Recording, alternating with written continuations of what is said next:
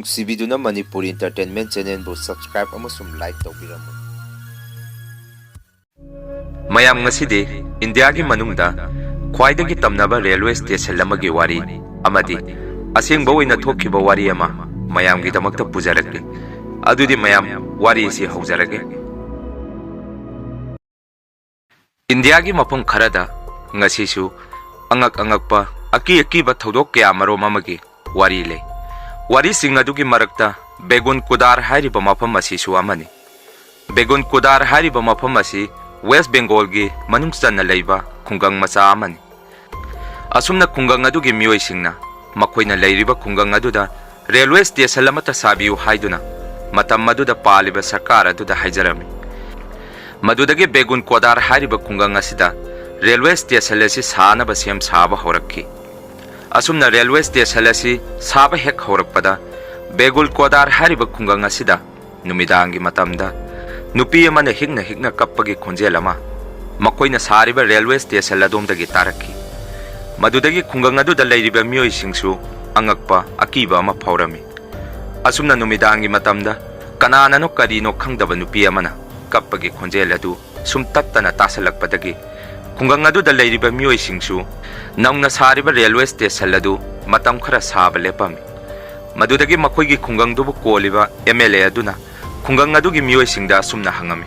ꯀꯔꯤꯒꯤꯅꯣ ꯅꯈꯣꯏꯅ ꯃꯐꯝ ꯑꯁꯤꯗ ꯔꯦꯜꯋꯦ ꯁ꯭ꯇꯦꯁꯟ ꯑꯃ ꯁꯥꯕꯤꯌꯨ ꯍꯥꯏꯗꯨꯅ ꯑꯩꯅ ꯁꯥꯕꯤꯔꯦ, ꯑꯗꯨꯒ ꯅꯈꯣꯏꯅ ꯔꯦꯜꯋꯦ ꯁ꯭ꯇꯦꯁꯟ ꯑꯁꯤ ꯁꯥꯕ ꯍꯧꯔꯝꯂꯒ ꯂꯦꯞꯈ꯭ꯔꯤꯁꯤ ꯀꯔꯤ ꯃꯔꯝꯒꯤꯅꯣ ꯍꯥꯏꯗꯨꯅ꯫ ꯃꯗꯨꯗ ꯈꯨꯡꯒꯪꯗꯨꯒꯤ ꯃꯤꯑꯣꯏꯁꯤꯡꯅ ꯑꯁꯨꯝꯅ ꯈꯨꯝꯃꯛꯈꯤ, ꯑꯩꯈꯣꯏꯅ ꯃꯐꯝ ꯑꯁꯤꯗ ꯔꯦꯜꯋꯦ ꯁ꯭ꯇꯦꯁꯟ ꯑꯁꯤ ꯁꯥꯕ ꯍꯦꯛ ꯍꯧꯔꯛꯄꯗ ꯃꯃꯥꯡꯗ ꯑꯃꯨꯛꯐꯥꯎ ꯊꯣꯔꯛꯇ꯭ꯔꯤꯕ ꯑꯉꯛꯄ ꯑꯀꯤꯕ ꯃꯇꯧ ꯑꯃꯗ ꯅꯧꯅ ꯔꯦꯜꯋꯦ ꯁ꯭ꯇꯦꯁꯟ ꯁꯥꯔꯤꯕ ꯃꯐꯝ ꯑꯁꯣꯝꯗꯒꯤ ꯅꯨꯄꯤ ꯑꯃꯅ ꯅꯨꯃꯤꯗꯥꯡꯒꯤ ꯃꯇꯝꯗ ꯍꯤꯛꯅ ꯀꯞꯄꯤ꯫ ꯑꯩꯈꯣꯏꯁꯨ ꯀꯅꯥꯅꯣ ꯀꯔꯤꯅꯣ ꯍꯥꯏꯗꯨꯅ ꯆꯪꯁꯟꯗꯨꯅ ꯌꯦꯡꯂꯨꯕꯗꯁꯨ ꯃꯤꯗꯤ ꯀꯅꯥꯃꯠꯇ ꯂꯩꯔꯝꯗꯦ꯫ ꯃꯗꯨꯅ ꯑꯩꯈꯣꯏ ꯃꯐꯝ ꯑꯁꯤꯗ ꯔꯦꯜꯋꯦ ꯁ꯭ꯇꯦꯁꯟ ꯁꯥꯕꯁꯤ ꯃꯇꯝ ꯈꯔꯒꯤ ꯑꯣꯏꯅ ꯂꯦꯞꯄꯅꯤ ꯍꯥꯏꯔꯝꯃꯤ꯫ ꯑꯗꯨꯕꯨ ꯈꯨꯡꯒꯪꯗꯨꯒꯤ ꯃꯤꯑꯣꯏꯁꯤꯡꯅ ꯍꯥꯏꯖꯔꯤꯕ ꯋꯥꯐꯝꯁꯤꯡ ꯑꯗꯨ MLA ꯑꯗꯨꯅꯗꯤ ꯊꯥꯖꯔꯝꯈꯤꯗꯦ꯫ ꯃꯗꯨꯅ ꯈꯨꯡꯒꯪꯗꯨꯒꯤ ꯃꯤꯑꯣꯏꯁꯤꯡꯗ ꯑꯁꯨꯝꯅ ꯍꯥꯏꯔꯛꯈꯤ, ꯅꯈꯣꯏꯅ ꯔꯦꯜꯋꯦ ꯁ꯭ꯇꯦꯁꯟ ꯃꯆꯥ ꯑꯃ ꯃꯐꯝ ꯑꯁꯤꯗ ꯁꯥꯕꯗ ꯃꯇꯝ ꯌꯥꯝꯅ ꯂꯧꯔꯕꯅꯤꯅ ꯅꯈꯣꯏꯒꯤ ꯈꯨꯡꯒꯪ ꯑꯁꯤꯗ ꯔꯦꯜꯋꯦ ꯁ꯭ꯇꯦꯁꯟ ꯑꯁꯤ ꯊꯝꯃꯔꯣꯏ꯫ ꯀꯔꯤꯒꯨꯝꯕ ꯅꯈꯣꯏꯅ ꯍꯞꯇꯥ ꯑꯃꯒꯤ ꯃꯅꯨꯡꯗ ꯀꯔꯤꯒꯨꯝꯕ ꯂꯣꯏꯁꯟꯗ꯭ꯔꯕꯗꯤ, ꯑꯁꯨꯝꯅ MLA ꯑꯗꯨꯅ ꯍꯥꯏꯔꯛꯈꯤ꯫ ꯃꯗꯨꯗꯒꯤ ꯈꯨꯡꯒꯪ ꯑꯗꯨꯒꯤ ꯃꯤꯑꯣꯏꯁꯤꯡꯁꯨ ꯃꯐꯝ ꯑꯗꯨꯗ ꯔꯦꯜꯋꯦ ꯁ꯭ꯇꯦꯁꯟ ꯑꯃ ꯁꯥꯍꯧꯗ꯭ꯔꯕꯗꯤ ꯃꯈꯣꯏ ꯌꯥꯝꯅ ꯋꯥꯔꯅꯤ ꯍꯥꯏꯗꯨꯅ ꯀꯤꯅ ꯔꯦꯜꯋꯦ ꯁ꯭ꯇꯦꯁꯟ ꯑꯗꯨ ꯁꯥꯕ ꯂꯣꯏꯁꯤꯜꯂꯝꯃꯤ꯫ ꯃꯇꯝ ꯈꯔ ꯂꯩꯔꯒꯗꯤ ꯔꯦꯜꯋꯦ ꯁ꯭ꯇꯦꯁꯟ ꯑꯗꯨꯗ ꯊꯕꯛ ꯇꯧꯅꯕ ꯁ꯭ꯇꯥꯐꯁꯤꯡ ꯂꯥꯛꯄ ꯍꯧꯅꯔꯝꯃꯤ꯫ ꯑꯁꯨꯝꯅ ꯃꯇꯝ ꯈꯔꯗꯤ ꯁ꯭ꯇꯦꯁꯟ ꯑꯗꯨ ꯁ꯭ꯇꯦꯁꯟ ꯃꯥꯁꯇꯔ ꯌꯥꯎꯗꯅ ꯊꯕꯛ ꯍꯧꯔꯝꯃꯤ꯫ ꯑꯗꯨꯕꯨ ꯅꯣꯡꯃꯗꯤ ꯇ꯭ꯔꯦꯟ ꯑꯗꯨꯅ ꯕꯦꯒꯨꯟ ꯀꯨꯗꯥꯔ ꯁ꯭ꯇꯦꯁꯟ ꯑꯗꯨꯗ ꯈꯥꯝꯅꯕ ꯍꯦꯛ ꯇꯧꯔꯛꯄꯗ ꯈꯨꯡꯒꯪ ꯑꯗꯨꯗ ꯂꯩꯕ ꯅꯨꯄꯤ ꯃꯆꯥ ꯑꯃ ꯇ꯭ꯔꯦꯟ ꯑꯗꯨꯒꯤ ꯃꯃꯥꯡꯗ ꯆꯣꯡꯁꯟꯖꯗꯨꯅ ꯃꯁꯥ ꯃꯇꯣꯝꯗ ꯁꯤꯖꯈꯤꯔꯝꯃꯤ꯫ ꯑꯁꯨꯝꯅ ꯊꯥ ꯑꯃꯃꯨꯛ ꯂꯩꯔꯕ ꯃꯇꯨꯡꯗ ꯁ꯭ꯇꯦꯁꯟ ꯑꯗꯨꯗ ꯂꯩꯕ ꯁ꯭ꯇꯥꯐ ꯍꯥꯏꯕꯗꯤ ꯂꯥꯏꯠ ꯁꯤꯒꯅꯦꯜ ꯄꯤꯒꯗꯕ ꯅꯨꯄꯥ ꯑꯗꯨ ꯃꯄꯥꯟꯗ ꯆꯥꯛ ꯇꯣꯛꯇꯨꯅ ꯉꯥꯏꯍꯥꯛ ꯐꯝꯂꯤꯉꯩꯗ ꯇ꯭ꯔꯦꯟ ꯑꯃ ꯂꯥꯛꯄꯒꯤ ꯃꯈꯣꯜ ꯑꯃ ꯃꯥꯅ ꯇꯥꯔꯝꯃꯤ꯫ ꯃꯗꯨꯗꯒꯤ ꯅꯨꯄꯥ ꯑꯗꯨꯁꯨ ꯌꯥꯝꯅ ꯊꯨꯅ ꯇ꯭ꯔꯦꯟ ꯑꯗꯨ ꯌꯧꯔꯛꯄ ꯉꯥꯏꯔꯝꯃꯤ꯫ ꯑꯗꯨꯕꯨ ꯑꯉꯛꯄ ꯃꯇꯧ ꯑꯃꯗ ꯇ꯭ꯔꯦꯟ ꯑꯗꯨ ꯃꯁꯛꯇꯤ ꯎꯕ ꯐꯪꯗꯅ ꯃꯈꯣꯟ ꯑꯣꯏꯅ ꯃꯥꯒꯤ ꯃꯃꯥꯡꯃꯛꯇꯗ ꯅꯨꯡꯁꯤꯠ ꯑꯣꯏ ꯇꯧꯗꯨꯅ ꯀꯟꯅ ꯍꯨꯝꯗꯨꯅ ꯆꯠꯈꯤ꯫ ꯃꯗꯨꯗꯒꯤ ꯂꯥꯏꯠ ꯁꯤꯒꯅꯦꯜ ꯄꯤꯒꯗꯕ ꯅꯨꯄꯥ ꯑꯗꯨ ꯀꯤꯃꯟꯈꯤꯗꯅ ꯁ꯭ꯇꯦꯁꯟ ꯑꯗꯨꯒꯤ ꯃꯅꯨꯡꯗ ꯆꯪꯉꯝꯃꯤ꯫ ꯑꯗꯨꯒ ꯇꯤꯀꯦꯠ ꯀꯂꯦꯛꯇꯔ ꯑꯗꯨꯗ ꯑꯁꯨꯝꯅ ꯍꯥꯏꯔꯝꯃꯤ, ꯅꯪ ꯍꯧꯖꯤꯛꯀꯤ ꯇ꯭ꯔꯦꯟ ꯃꯈꯣꯜ ꯑꯗꯨ ꯇꯥꯍꯧꯕ꯭ꯔꯥ ꯍꯥꯏꯅ꯫ ꯑꯗꯨꯕꯨ ꯇꯤꯀꯦꯠ ꯀꯂꯦꯛꯇꯔ ꯅꯨꯄꯥ ꯑꯗꯨꯅ ꯑꯁꯨꯝꯅ ꯈꯨꯝꯃꯛꯈꯤ, ꯑꯩꯗꯤ ꯉꯁꯥꯏꯗꯒꯤ ꯑꯩꯒꯤ ꯀꯥꯗ ꯄꯩꯁꯥ ꯑꯆꯣꯏꯕꯁꯤꯡ ꯈꯟꯇꯣꯛꯇꯨꯅ ꯂꯩ꯫ ꯇ꯭ꯔꯦꯟ ꯂꯥꯛꯄꯒꯤ ꯃꯈꯣꯟꯗꯤ ꯑꯩꯗꯤ ꯇꯥꯗꯦ, ꯂꯥꯛꯄꯁꯨ ꯃꯥꯟꯗꯦ, ꯂꯥꯛꯑꯒꯗꯤ ꯑꯩꯁꯨ ꯇꯥꯅꯤ, ꯀꯩꯗꯧꯔꯒꯦ ꯍꯪꯉꯛꯈꯤ꯫ ꯑꯁꯨꯝꯅ ꯑꯃꯨꯛ ꯃꯊꯪꯒꯤ ꯅꯨꯃꯤꯠꯇꯅ ꯇꯤꯀꯦꯠ ꯀꯂꯦꯛꯇꯔ ꯑꯗꯨꯅ ꯃꯥꯒꯤ ꯇꯨꯝꯅꯕ ꯐꯃꯨꯡ ꯊꯥꯔꯤꯉꯩꯗ ꯃꯥꯒꯤ ꯊꯣꯡꯅꯥꯎ ꯑꯗꯨꯗ ꯅꯨꯄꯤ ꯑꯃ ꯌꯥꯝꯅ ꯀꯤꯅ ꯃꯉꯣꯟꯗ ꯌꯦꯡꯗꯨꯅ ꯂꯩꯔꯝꯈꯤ꯫ ꯑꯁꯨꯝꯅ ꯍꯧꯖꯤꯛꯇꯤ ꯔꯦꯜꯋꯦ ꯁ꯭ꯇꯦꯁꯟ ꯑꯗꯨꯗ ꯂꯩꯔꯤꯕ ꯁ꯭ꯇꯥꯐꯁꯤꯡ ꯑꯗꯨꯁꯨ ꯈꯪꯕ ꯉꯝꯃꯝꯈꯤ, ꯕꯦꯒꯨꯟ ꯀꯨꯗꯥꯔꯒꯤ ꯔꯦꯜꯋꯦ ꯁ꯭ꯇꯦꯁꯟ ꯑꯁꯤꯗ ꯇꯝꯊꯤꯕ ꯐꯠꯇꯕ ꯊꯋꯥꯏ ꯑꯃ ꯂꯩꯔꯦ ꯍꯥꯏꯕ꯫ ꯃꯗꯨꯅ ꯃꯈꯣꯏꯁꯨ ꯔꯦꯜꯋꯦ ꯁ꯭ꯇꯦꯁꯟ ꯑꯁꯤ ꯊꯥꯗꯣꯛꯇꯨꯅ ꯆꯠꯍꯧꯕꯅ ꯐꯔꯅꯤ ꯈꯜꯂꯛꯈꯤ꯫ ꯑꯗꯨꯒ ꯕꯦꯒꯨꯟ ꯀꯨꯗꯥꯔꯒꯤ ꯈꯨꯡꯒꯪ ꯑꯗꯨꯗ ꯂꯩꯔꯤꯕ ꯃꯤꯑꯣꯏꯁꯤꯡꯅꯁꯨ ꯅꯨꯄꯤ ꯑꯗꯨꯒꯤ ꯊꯋꯥꯏꯗꯣ ꯊꯦꯡꯅꯕ ꯌꯥꯎꯔꯝꯃꯤ꯫ ꯑꯁꯨꯝꯅ ꯕꯦꯒꯨꯟ ꯀꯨꯗꯥꯔꯒꯤ ꯔꯦꯜꯋꯦ ꯁ꯭ꯇꯦꯁꯟ ꯑꯁꯤ ꯆꯍꯤ 2ꯃꯨꯛ ꯃꯊꯧ ꯇꯧꯗꯅ ꯂꯩꯔꯝꯈꯤ꯫ ꯑꯗꯨꯕꯨ ꯆꯍꯤ 2ꯒꯤ ꯃꯇꯨꯡꯗ ꯑꯃꯨꯛ ꯔꯦꯜꯋꯦ ꯁ꯭ꯇꯦꯁꯟ ꯑꯗꯨ ꯅꯧꯅ ꯃꯊꯧ ꯇꯧꯅꯕ ꯁꯔꯀꯥꯔꯅ ꯃꯐꯝ ꯑꯗꯨꯗ ꯁ꯭ꯇꯥꯐ ꯈꯔ ꯑꯃꯨꯛ ꯊꯥꯔꯛꯈꯤ꯫ ꯑꯃꯗꯤ ꯃꯐꯝ ꯑꯗꯨꯗ ꯁ꯭ꯇꯦꯁꯟ ꯃꯥꯁꯇꯔ ꯑꯣꯏꯅ ꯄꯨꯔꯛꯀꯗꯕ ꯃꯤꯑꯣꯏ ꯑꯗꯨꯒꯤ ꯃꯃꯤꯡꯅ Rajesh ꯀꯧꯔꯝꯃꯤ꯫ asumna Rajesh mafam aduda posting laktringaida magi nupigi mamangda Begun Kodar hairiba khungang asida magi nupa Rajesh pu nupi amagi thawaina halami wafam asi magi nupa da haijarami adubu Rajesh ti wafam aduda kaya thoidongna khanjanba haibado tawramde aduga magi nupi da sumna hairakhi nangda nate aisuni aigi mangdasu Begun Kodar hairiba khungang asida aibu nupi amagi thawaina kaurami adubu ai madu thoidongna khanjande asukuiba matamse ai mafam kaya maro mama posting ta aduna laki adubu ai karimata tawdana ngasi chu yumda aduma khali aduna nangsu ai gidamakta yumda lai khoiramduna ningthi jana leiramu ai karimata tawroi asumna Rajeshna magi nupida hairami asumna Rajesh Begun Kodar gidamakta khongsan ba horami Rajeshna railway station aduda hek changakpaga mafam aduda miyoi taruk leirami miyoi taruk tugi marakta miyoi ani amati railway station aduda Rajesh ka thabak punna tawminagadaba miyoini aduga miyoi mari amana khungang aduda leiba miyoi ngaktani asumna Rajeshna station aduda hek yawbaga magi maming leirammiba miyoi sing aduda taknami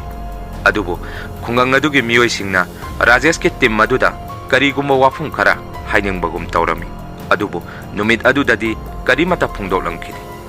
asumna Rajesh station adugi manungda sangduna ka sing adu yengnami adubu makoina leigadaba station adu pukchau chawbadi oiramkhide mana leigadaba ka ama aduga ticket counter gi ka ama amadi waiting seat amaga leirami asumna Rajesh numidangi matamda chak toktuna ticket panariba nupa amadi lightman aduga makoi ahum wari watai tawduna ngahak phaminarami adubu makoina adumna leiringaida railway station adudagi laptakna upanbi macha ama horami aduga upanbi adugi mathakta nupi ama makoina leiriba maikeiromda yengduna leiramki madudagi makoisu station adudagi thoraktuna kana oibajano haiduna mafam adomda torch light ama paiduna changsalami adubu mafam adudadi kanamata leiramkhidi madudagi makoi ahumsu pungak ngaki aduga makoi station manungda changakki asumna numit adu haukraba matungda nongma Rajeshna train ama lakpa urami makoigi station tamna aduga ikang khangaudana nupi ama train adugi mamangda chongsilakki Rajeshu madu ubada magi timda yamna pakatna mana ukibadu tamami madudagi makoi train adugi driver aduda asumna hangami nangna station asida khamdringaida train asigi mamangda nupi ma chongchankhibra haina maduda train driver aduna asumna hairaki ainadi karimata ukide aduga chongsalangadaba sumande haina Rajesh ting asigi angakpa mataw asida masada karigumba khara singnaba horaki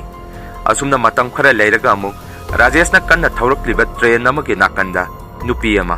train adu tanaraktuna train adugi manungda chongsanki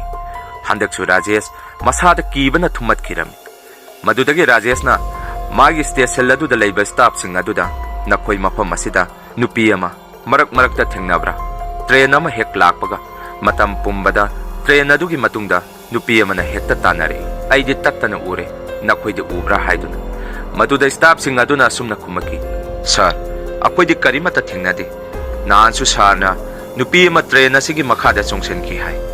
adusu yenglubada karimata tawramde sarnang kari tawrage hangaki maduda Rajeshna amuk yamna saungna khumaki aina ukriba thodok sing adu nakoida aina puhaida haijanba mandra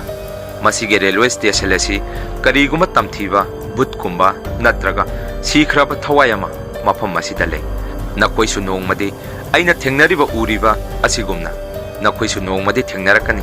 asumna Rajesh yamna saungna hairamduna magi kaada sanki aduga matam khara leiraga Rajesh yamna kanna naba horaki aduga magi nupidasu phone mayam ama tawrami ai mafam asida karigumba akiba thodok kya maro mama thengnare ai yumda yamna lakni nang aigidamakta ishwarda khoirambiu haiduna madudagi Rajesh ki nupisu magi nupada nang karimata khangan ai nangidamakta ishwar kanna ningli hairam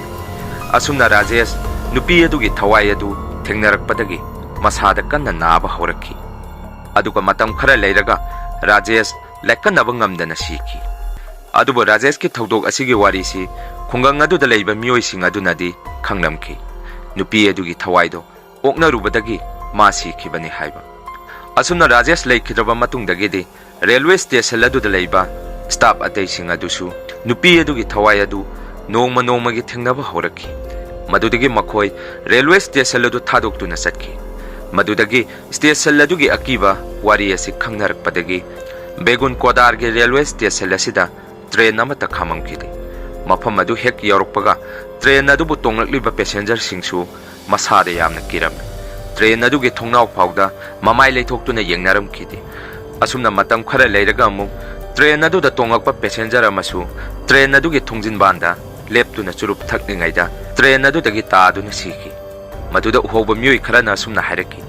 Nupa adu na lepingaida nungsitta angawba manil lama pairaktuna nupa adu makhada singthaki haina. Asumna sahi manga hokraba matungda mafam adu akhang ahei sing laktuna yengsalami. Aduga lighten khwaram thoktuna station adu amuk mathau tawba horami. Adubo hojikti mafam adu da nupi adugi thawai adu thoklibra nattaga mangkhrabra haibadudi khangba ngamdri.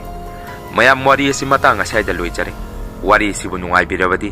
channel asibu like subscribe amadi comment tawbiramu.